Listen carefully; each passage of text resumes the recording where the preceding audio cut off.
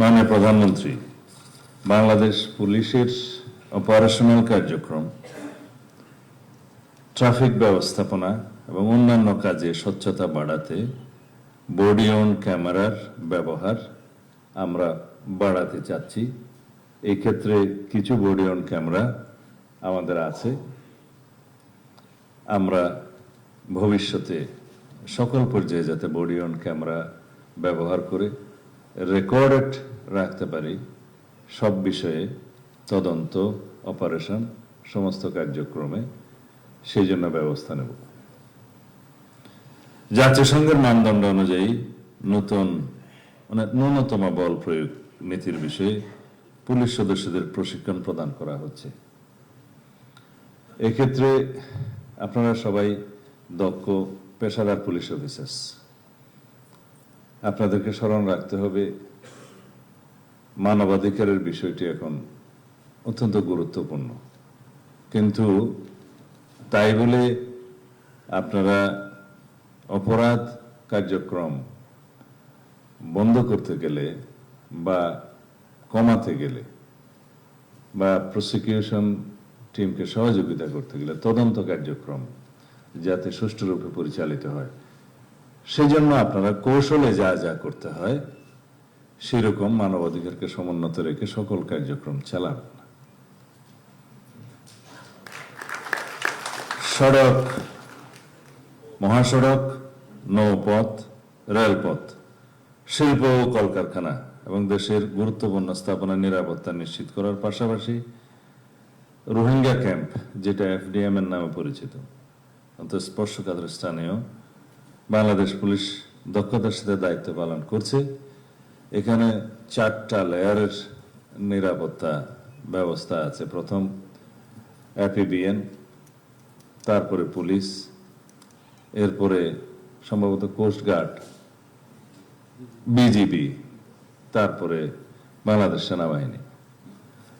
Operational ছাড়া অন্যান্য কার্যক্রমে প্রাথমিকভাবে আমাদের পুলিশিং ব্যবস্থায় যা যা আছে সেটা করি। অপারেশনের ক্ষেত্রে আমাদের যৌথ অপারেশনের ব্যবস্থার সিদ্ধান্ত গৃহীত হয়েছে, আপনারা সিনিয়র অফিসাররা সবাই জানেন। বর্ডার এরিয়ায় BGB তার ভূমিকা পালন করবে সেই জায়গায়। নৌ পুলিশ এবং কোস্টগার্ড সীমান্ত, যেহেতু নাফ নদী এবং আদার্স এরিয়া আছে, সেখানে পালন করবে। নেভি সমুদ্রের দায়িত্ব পালন করবে।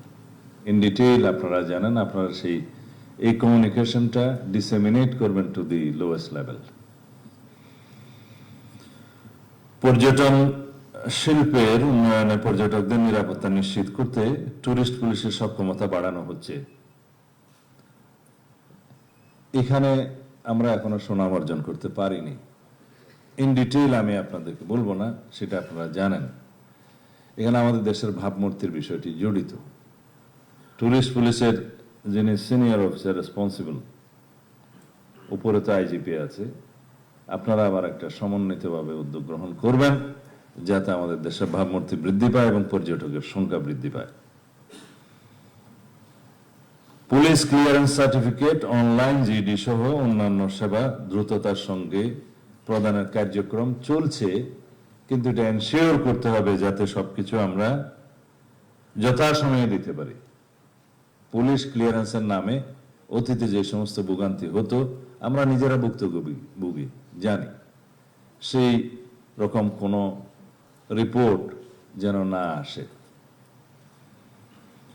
প্রিয় সহকর্মীবৃন্দ, বর্তমান পরিবর্তনশীল বিশ্ব এবং আমাদের সামাজিক বাস্তবতায় পুলিশিং আর কেবল অপরাধ দমনের মধ্যে সীমাবদ্ধ নেই। আপনাদের জনগণের সঙ্গে আস্থা ও বিশ্বাসের সম্পর্ক গড়ে তুলতে হবে। তাই আধুনিক পুলিশিং ডক্ট্রিন অনুযায়ী আপনাদের প্রতি আমাদের সুনির্দিষ্ট কিছু প্রস্তাবনা আছে।